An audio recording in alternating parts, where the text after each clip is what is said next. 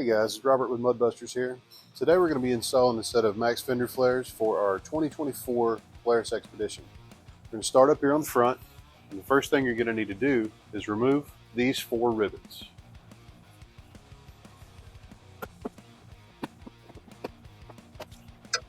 Alright, next you're going to take your MudBuster flare and you're going to place it on the fender like so and line up those 4 positions that you just removed rivets from and put in some new rivets from your kit.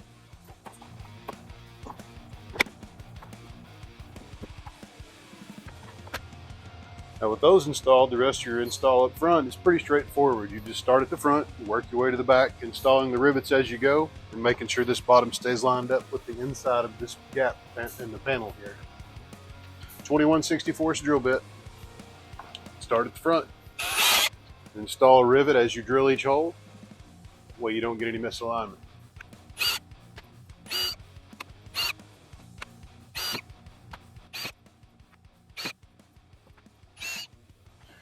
Once you get that last rivet in, you're done with the front. We can move on to the rear. All right, guys, moving on to the rear. You take your flare out of the box, and you'll see this hole that's got the split in it. You'll take that, and it will split around this frame member down here. And once you get it slid around there, it pretty well falls into place.